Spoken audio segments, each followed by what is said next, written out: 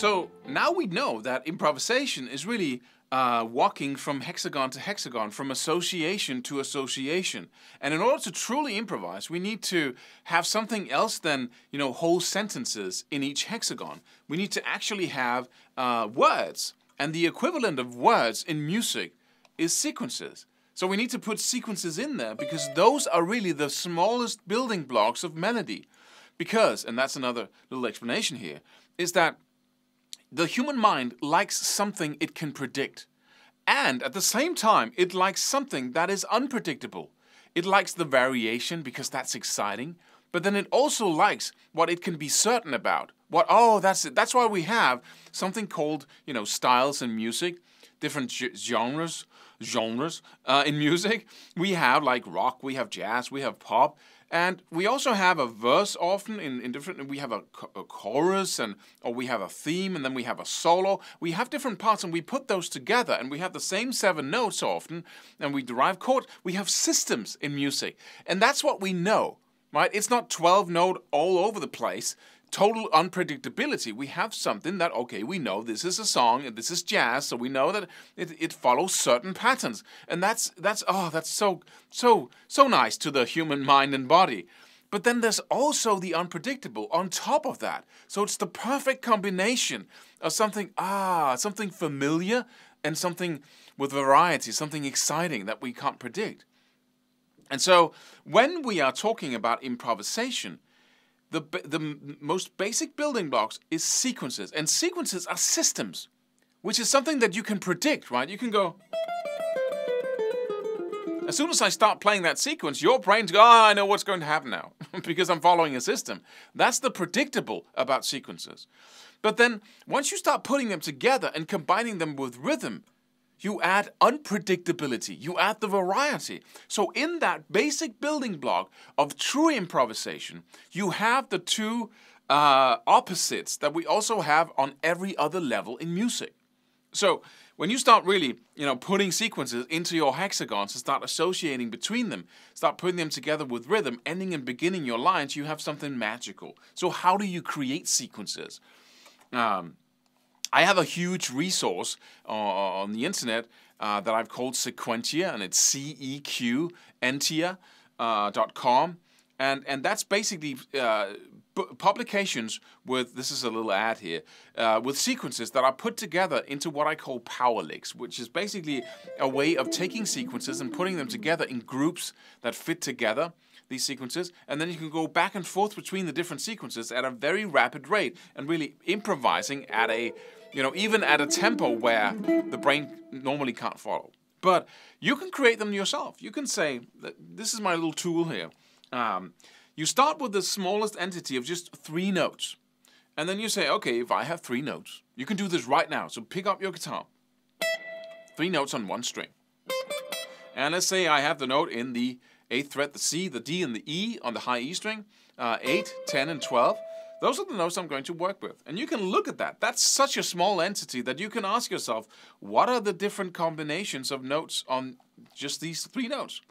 And then I can say, okay, I want to pick 3 notes. So the smallest entity within my sequence is going to be 3 notes.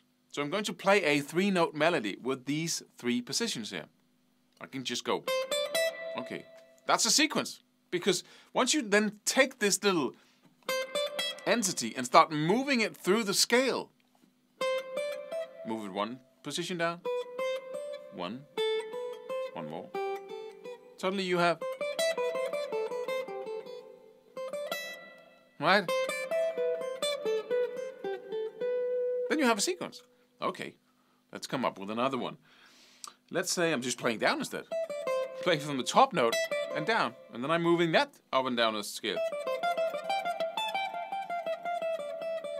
Right? And the art here is really to move them from string to string, right? Because on 1 string, you can hear the sequence. And that's really nice. But if you start moving them vertically,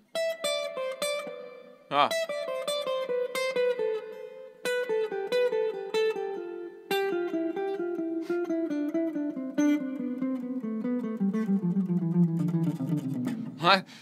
Then that becomes a little bit of a challenge. So whatever sequence you really like, you can take that and then start practicing it. Let me do another one. Let me do a little bit more complex one. Let me take the first note, the last note out of the three, and then the middle note. All right? Let me start moving that through the sequence.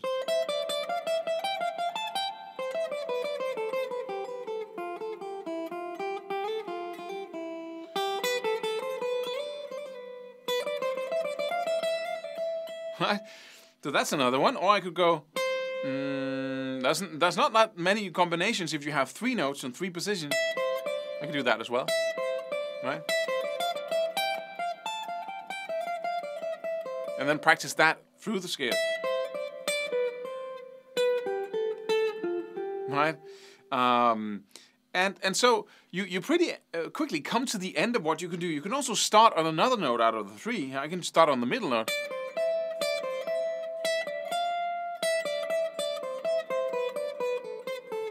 Right, and start practicing that vertically as well. So that's a nice little tool, right? But whatever sequence you really like, you like the sound of, you write it down and then you focus on that for an extended period of time, like 4 weeks. That's the only sequence you focus on. Or you might come up with a couple and then you focus on them incessantly. Play them like, right, in front of the TV. Once you have the rhythm down and are really good at it, you can start playing it almost unconsciously, right? And then you start playing around with it, you start improvising with it.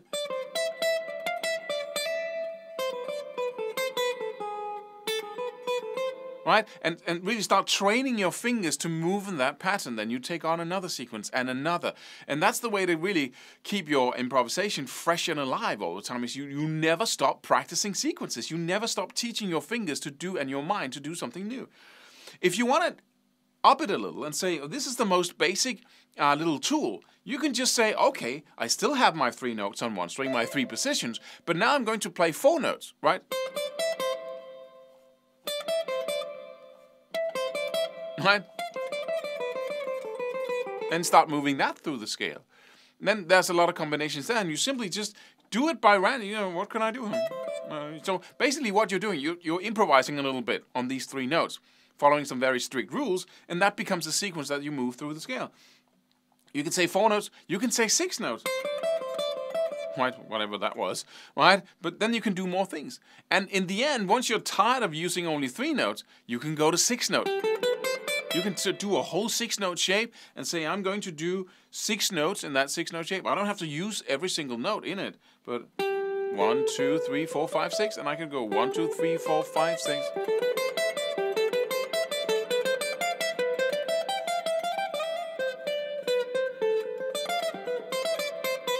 Right?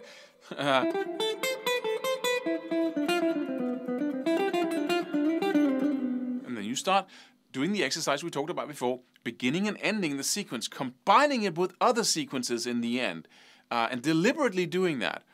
I can't tell you how this frees you, how this absolutely pushes you into the zone of being able to just hear the music, lean back, and once you have control over your tools, your arpeggios, your scales, then you just have the process of true improvisation, and it's so much fun.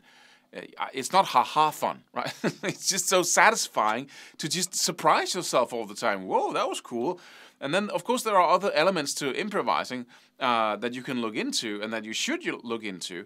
And then, you know, use the licks as a study of how to really apply the theoretical concepts, the arpeggios, the tools, how to tie things together, all of these things. And then study your sequences intensely, practice them, and do the exercises we've been talking about here, and come up with sequences constantly.